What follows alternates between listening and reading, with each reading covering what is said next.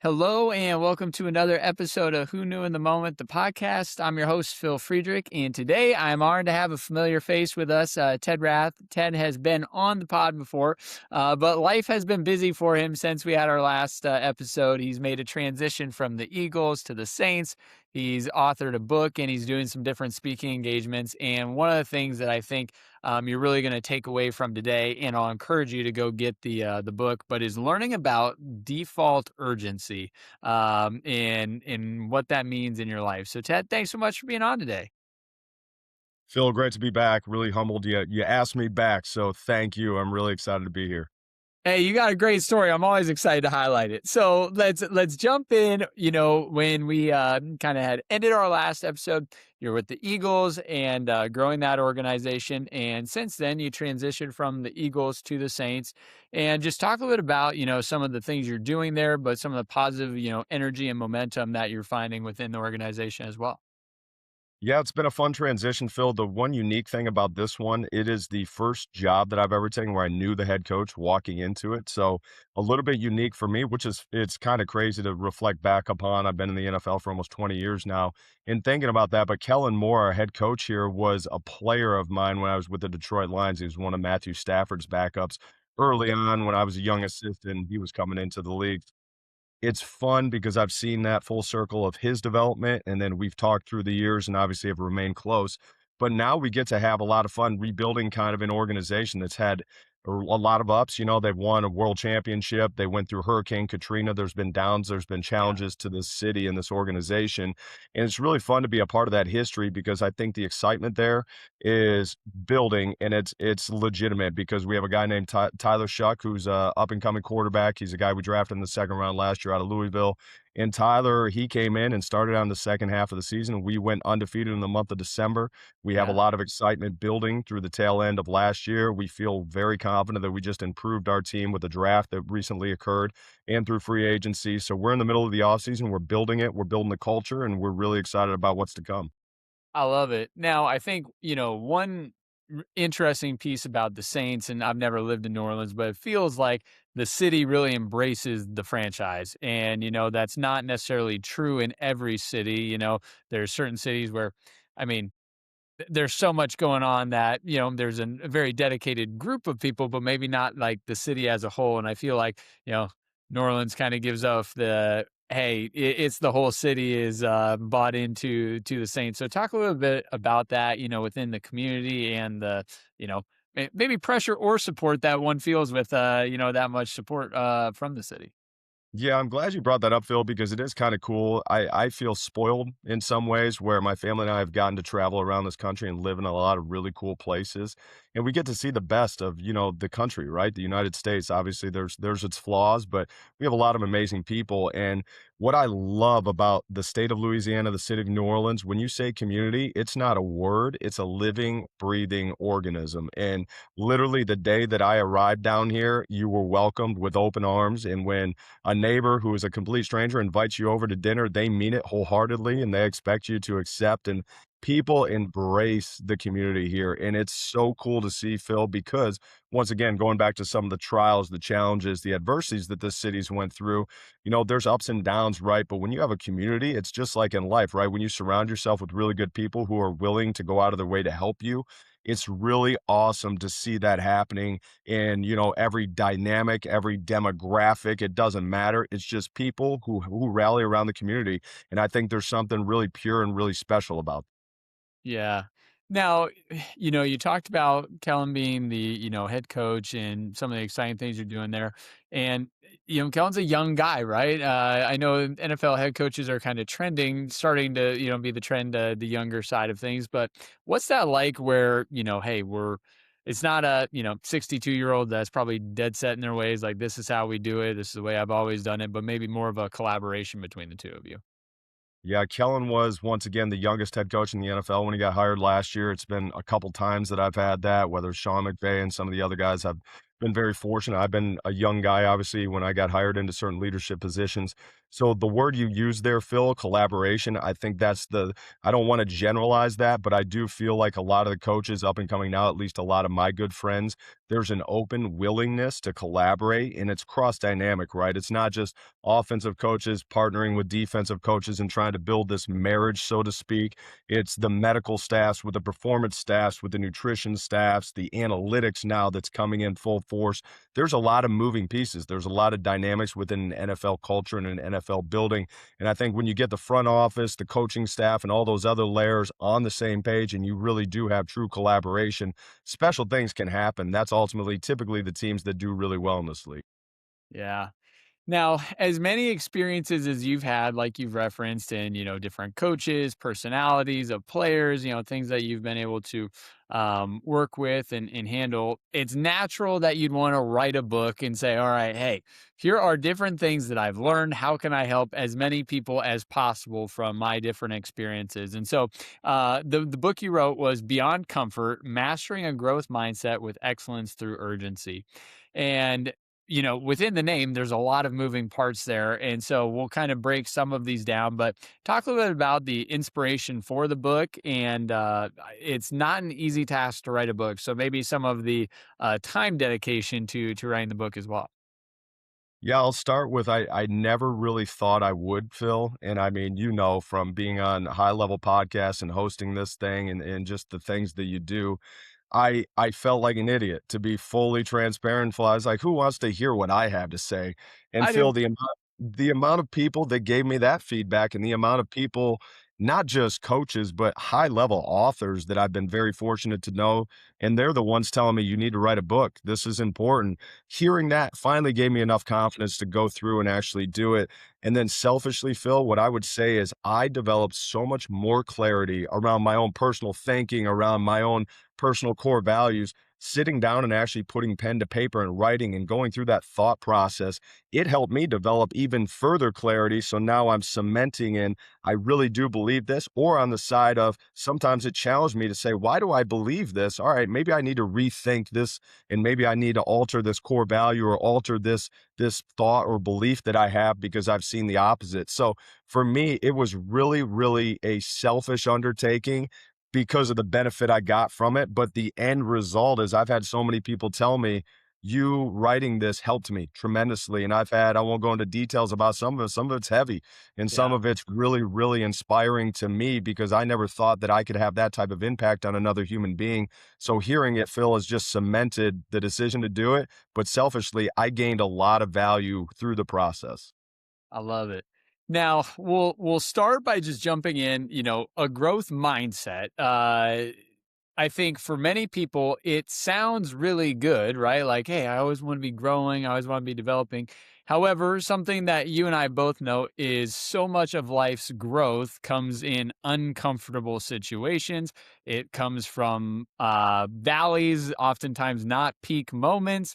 And so, as a person is experiencing those, that is the growth moment. But oftentimes, growth moments, if not perceived or done correctly, can end up being hindering moments. So, talk a little bit about what you meant when you said growth mindset, and how that really is reflected in the minds of the athletes you work with, the people that are reading the book.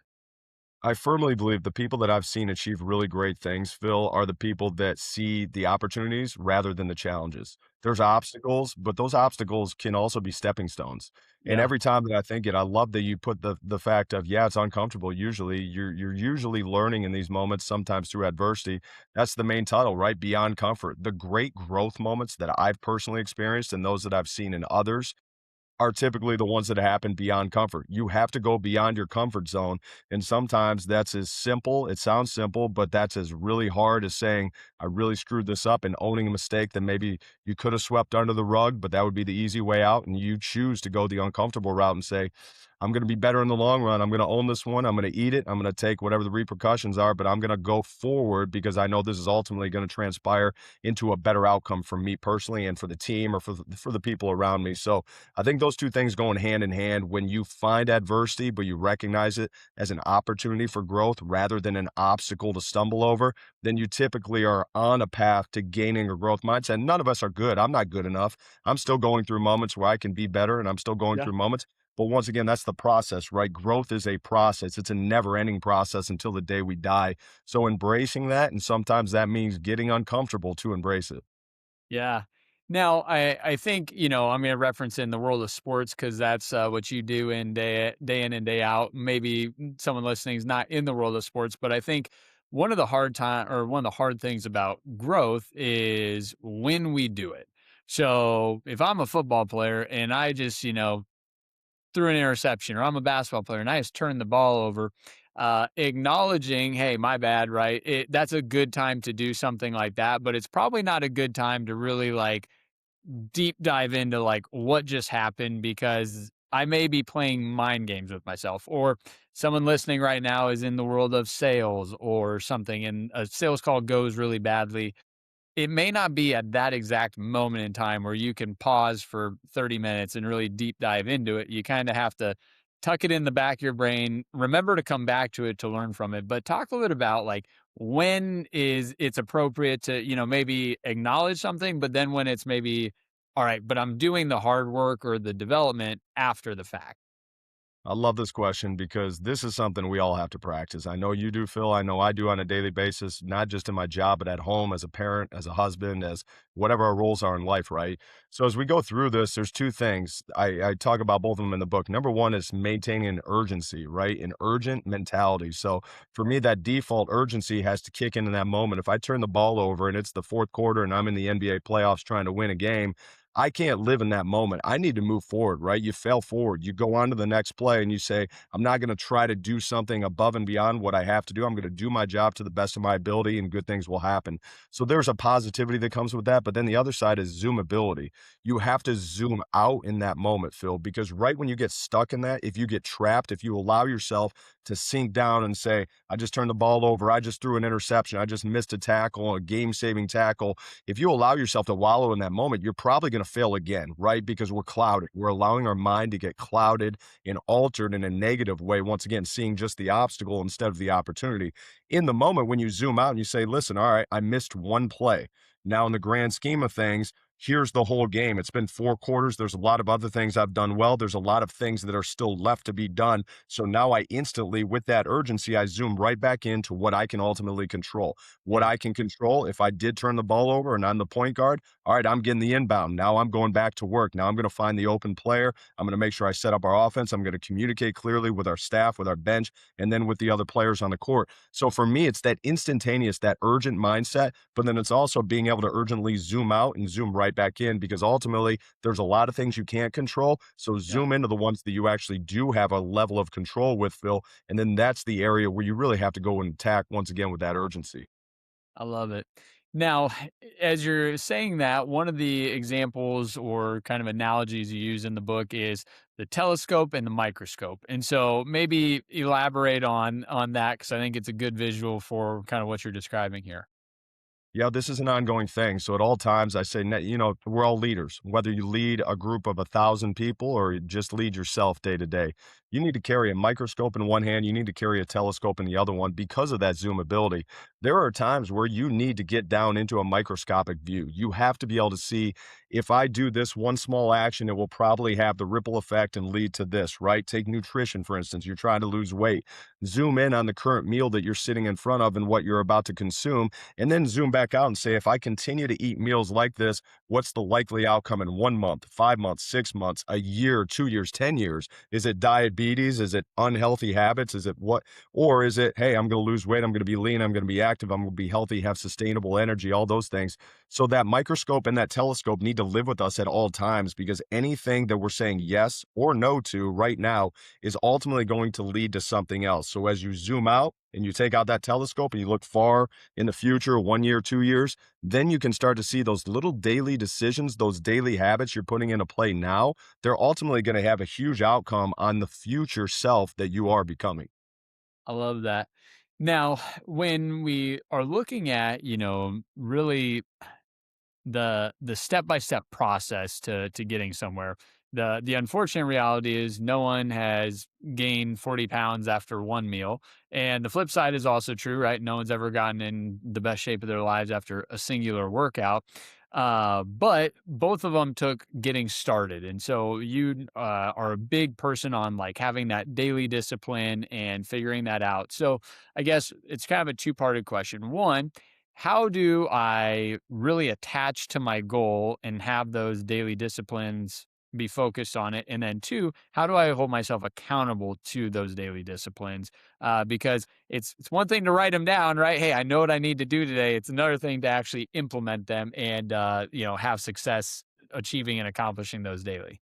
Absolutely. Another great question. The first part, Phil, is maintaining the goal right in front. When we talk about the zoomability, it's being able to zoom out and see the goal, the ultimate goal. If it is weight loss, if it's losing 10 pounds or changing your body composition, let's say, you have to have that goal. We would say dangle that carrot in front of you, Yeah. right? All right. It could be a picture, it could be a reminder, it could be you just write the number on a piece of paper and you see it every day. So, what are you doing? You're creating an environment where it reminds you. Same thing that I do with our players. Right now, we're going through the offseason. I have players that are trying to earn big second contracts, all the way down to guys that are just trying to make the team. Those Yeah. goals are very different. One guy's trying to get paid $60 million a year. The next guy's just trying to get 1 year out of his career. So for me, being able to draw on that, it's saying, remember why you're working. And it might be in the middle of a really hard exercise, the middle of a really hard workout. And it's just me going up there and reminding them, or if they have a sack goal, remember you told me you're going to lead the league in sacks or whatever it is. It's being able to dangle that carrot and create the environment where that reminder creates healthy habits. So that's the next part, right? We have to create these healthy habits. And any time where you might get lost or you might lose focus a little bit, Phil, the one thing I love to do is what are you doing right now that your future self is going to say thank you for? So sometimes it's okay. We're going to make mistakes. We're human beings. We're flawed. We all make mistakes. I make plenty. As we go through our process day to day, allowing yourself to have grace is okay. But if you allow yourself to have repetitious grace, you're just allowing yourself to continue those negative habits. So we have to be able to say, all right, right now, am I doing something that's going to positively impact the future self? Or am I doing something that's going to continue to negatively impact me? So getting in that moment and saying, reset, I screwed up. That's okay. Sorry, give myself some grace. But then the most important aspect of that entire moment is what you do next. Yep. Taking a positive step forward, right? We can create the next level of momentum just by saying, okay, I messed up, but now I'm taking action here and now. And this positive step is going to lead to a better outcome for the future self. So it's right in that moment. You have to be able to remind yourself, and then you have to make sure that you have urgent action tied to those positive, healthy habits that we're all trying to establish. I love it. Now, on the topic of urgent, I think sometimes we hear urgent, and whenever I do something urgently, oftentimes I'm scatterbrained. I'm not intentional, right? I get worked up, and I think there's also a sense of urgency that's like it can't just be a good intention, right? Like, oh, I'm going to get in shape, and then 3 months later, I still say, oh, I'm planning to start working out. There has to be some like pretty immediate response, right? Like, hey, I want to start getting in shape. Okay, tomorrow or today after work, I'm going to go to the gym and I'm going to get a gym membership or I'm going to buy the shoes that I need to start running, whatever it is. Like, I'm taking action quickly.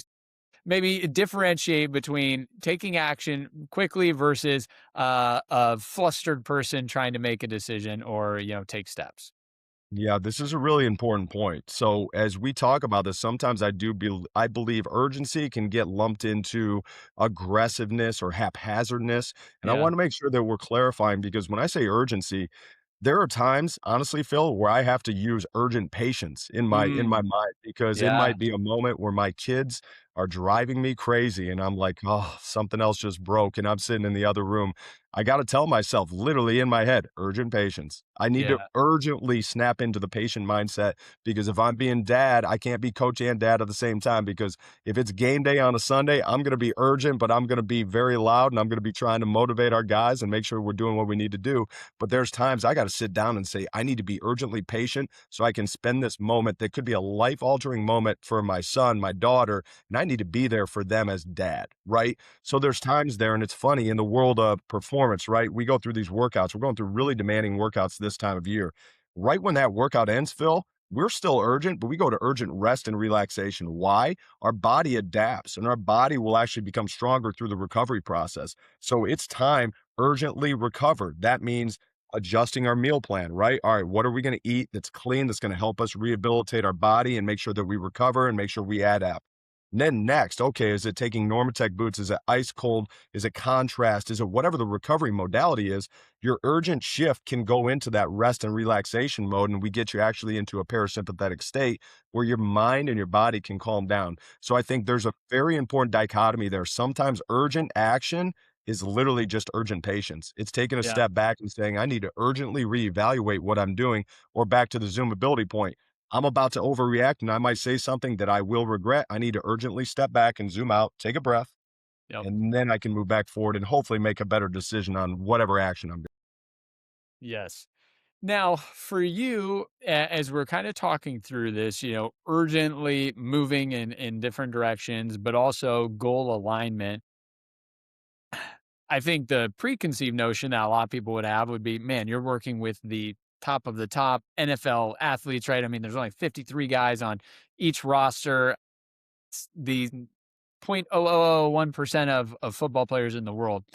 And yet, at the same token, I'm sure there's times where you need to encourage urgency and you need to help remind them of their goal because, hey, we all have life going on. And some days I just don't want to do the workout, or some days I want to do half the workout. I don't want to do the full thing that, coach is telling me to do. So, talk a bit about the job of a coach and kind of helping you remember your goals and encouraging you to attain your goals. And yet at the same token, sometimes I might be the fire underneath the butt to get you to your goal. So talk a little bit about that for you.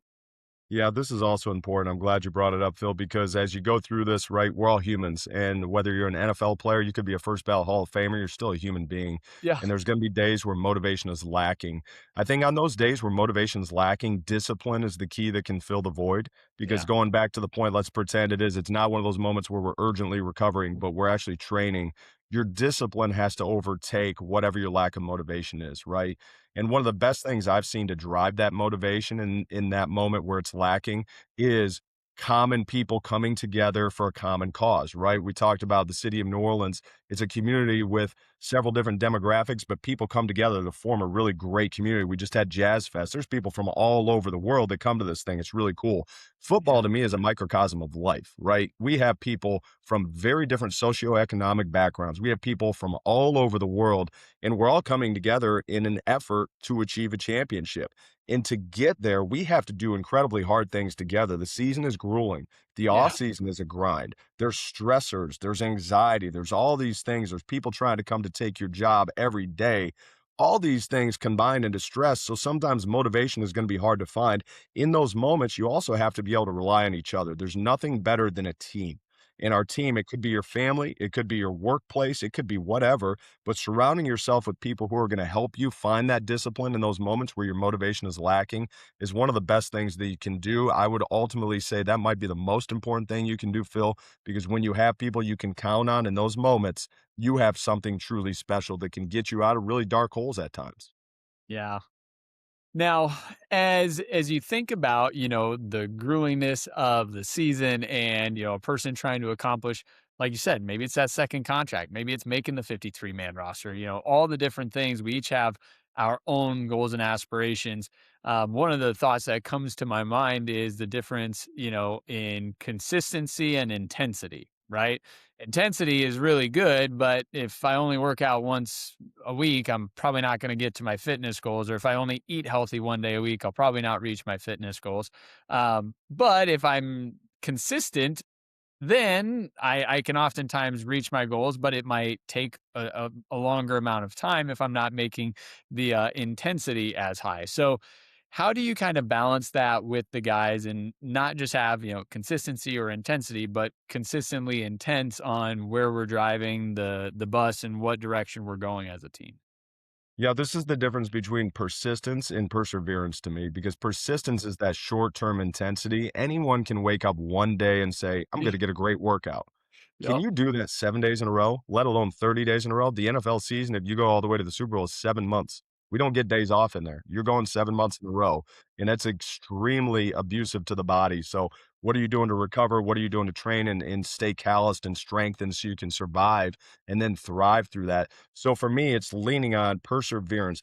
You show me someone who can persevere through months and through years of obstacles and opportunities, that's someone who's ultimately gonna be very, very consistent. So, that intensity can fluctuate. There's going to be days, there's going to be games, there's going to be things that happen where it's easy to snap and say, "Oh, this is a former team I'm playing against." I can find that motivation, right? But it's just an everyday, hey, it's a Wednesday in season and it's week 10. Whew. All right, we got to gear up and go to practice. All right, boys, let's go. Lock in perseverance. Today's a perseverance day. And I think it's okay to admit that, Phil, because sometimes if you ignore that, then people just kind of try to brush it under the rug. But it's okay to really embrace that and say, hey, this might be a grind today. Let's do it together. Because once again, going back to that team atmosphere, what's better than actually being able to admit to the guy next to you, bro, I don't feel it today. I need your help. And then that person saying, I got you.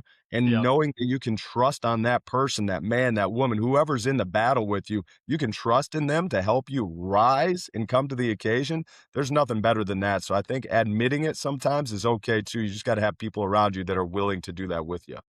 What do you think it is about, people as humans that don't want to do that, right? Why is our default, "Hey, how you doing today? I'm good." Right? Like everyone's answer is good. Like even if you're great, you still say you're good, and even if you're bad, you say you're good because it's just like the generic. I don't want to burden someone with something. Like why do you think it is a hard thing for us to say? Yeah, hey, today. I don't feel the energy. Like I need my guys to bring me up today.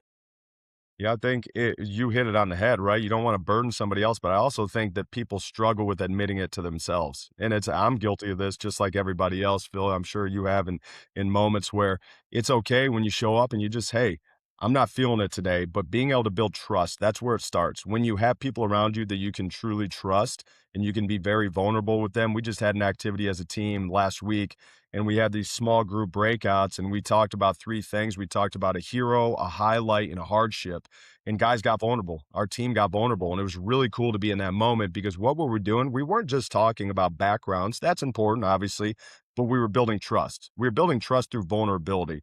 And Yeah, after you've gotten reps, just like if you try to strength train, you need reps and you need reps of practice, just like anything we do. We were building reps in vulnerability. And what will that do? That's going to draw us and bring us closer as a team so that we can trust each other. And when bullets are flying in the middle of the season, not real bullets, it's not war, but it's football. When we're in the yeah, middle of a real regular season game, we can trust each other a little bit better because we've been through some of those conversations and those moments of vulnerability. yeah. Now, this being a high level leader, the group only goes as far as the leader takes them, right? And so I love that hero, highlight, hardship, but I also know that if the right people aren't in the right leadership roles, that can be a very surface level conversation. It doesn't build that really knowing of somebody, or that, man, this is my brother. I want to do whatever I can to fight for you because of what you've gone through or what you're trying to accomplish.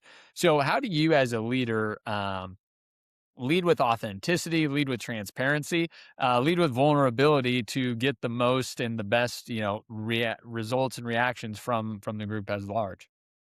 We see better than we hear, Phil. So if I don't actually do those things, so it starts with admitting mistakes when I make them, and it starts with being vulnerable first and foremost.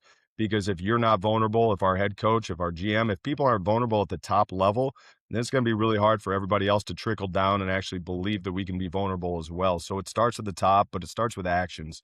It's just like what we talked about, positive action, that's creating momentum. If one person never creates that positive momentum where they say it's okay to be vulnerable, the next person is probably unlikely to start it, right? But as soon as that first person who you might not expect it from, particularly a leader, they tell you some real stuff and they say, "Hey, this is a moment I went through in my life and it was really difficult." Wow, the room, you can feel that air, right? You can just feel it saying, "Okay, I can share too. We're in a trusted space." So I think just getting action and once again, reps, you got to rep it. I love it.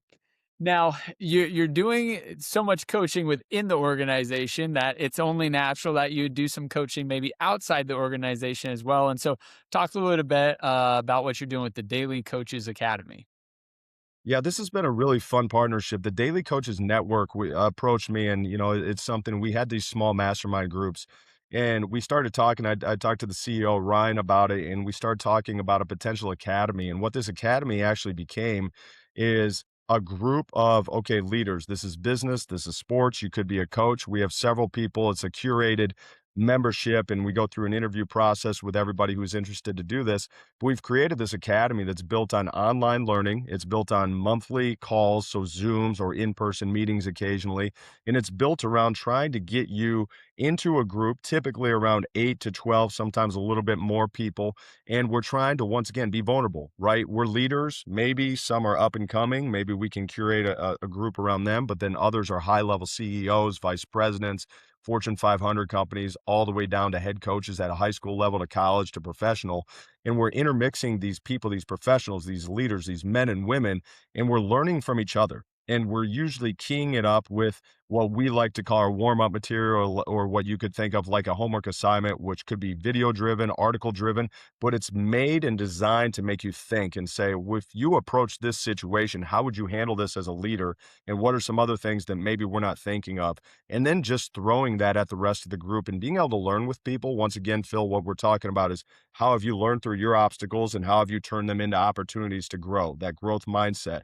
And where else would you rather go? I know I can only learn a finite amount in my lifetime. So where do I want to go? I want to go to other people who have experienced similar and different things and ask them, how have you learned through this? How did you lead through this adversity moment?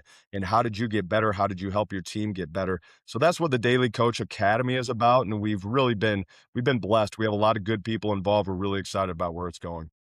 Now, for you, if you thought about your hero comment, is there a hero for you that's really stood out, in your life and or professional journey? There's a lot, Phil. It's cool because we just did this. So I thought through this. I've been very blessed, very blessed. I could say my father, my grandfather. I have a lot of people. There's one that I'll throw out there. He was a high school coach of mine, Dan O'Brien. He played in the major leagues. And he was a guy that I got to know. He coached me in baseball and football at certain points during my high school career. I ended up being a student teacher, full circle moment. His son is a performance coach for the Detroit Tigers organization. He actually interned me when I was with the Philadelphia Eagles. Wow. But Coach O'Brien was just a guy, he still is, he's still alive, and I still talk to him.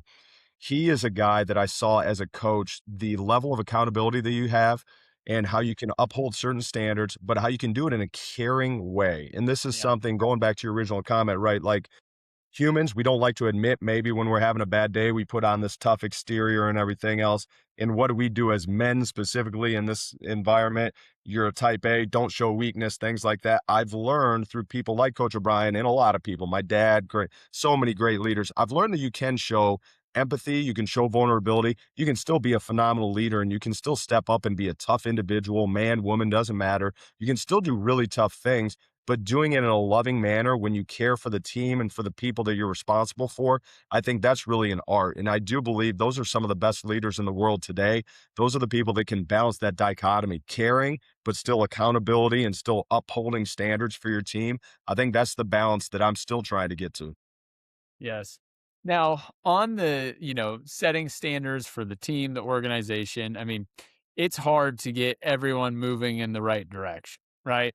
You got, 53, you got 153 people, right? I mean, there's more than just, three or four people that we need to get moving in the right direction. And they're in different, seasons or phases, right? There might be an executive within the Saints organization that's like, hey, I'm trying to get the next role. I'm not really looking at the next 10 years. If I'm here more than 2 years, I'm not doing something right. And there might be somebody on the team that says, "Hey, I only got 1 year left on the contract." Like every game matters, and they have that sense of urgency. But what have you noticed, either with coaches or leaders that you've been with, on how they get the team to buy in, everyone to buy in to the common mission, instead of, hey, I'm focused on me first and the team second. Yeah, I like that because that's a challenge, right? And once again, it can be an opportunity when you look at it right. The greatest thing that I've seen work in the world of sports, and this actually trickles down into business almost more so, Phil, the people that I've seen run really successful businesses, they find a way to bring everybody together. The only thing we're guaranteed is this week, this month, this day, whatever it is. If you're on this team right now, you're guaranteed tomorrow right now. So if you show up tomorrow, you're guaranteed your spot. Outside of that, you really can't control much. So it goes back to that Zoom ability. How do we build a togetherness? How do we build? Because the other thing is when the team does really well, when the team succeeds, typically all the individuals get taken care of. And if we're talking about sports specifically, player contracts, I've seen a lot of guys make a lot of money after their team won the Super Bowl. And they might be the next guy who the other team tries to bring in and overpay because they say we want them because they know what the culture looks like in a Super Bowl building.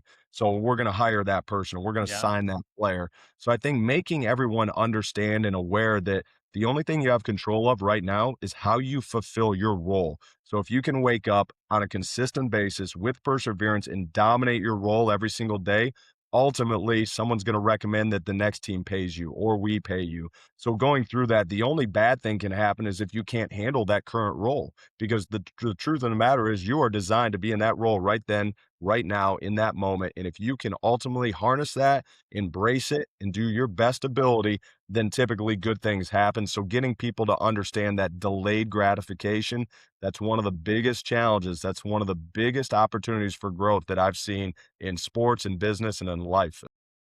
Absolutely. Now, there's another part as the leader, and I think it's having the uncomfortable conversations, right? And we've all been there where you have that moment of confrontation, right? It's kind of like, hey, I know this needs to happen, but as a leader, am I going to have the uncomfortable conversation, right now? And the reality is, we all know it as leaders. If you don't have it right now, you're going to have it at some point. It's gonna be more significant, it's gonna be less controlled, you're gonna be more upset, whatever it is. So, how do you approach, the uncomfortable, the difficult conversations, and just having them, and once again, embracing the awkward that is the uncomfortable conversation?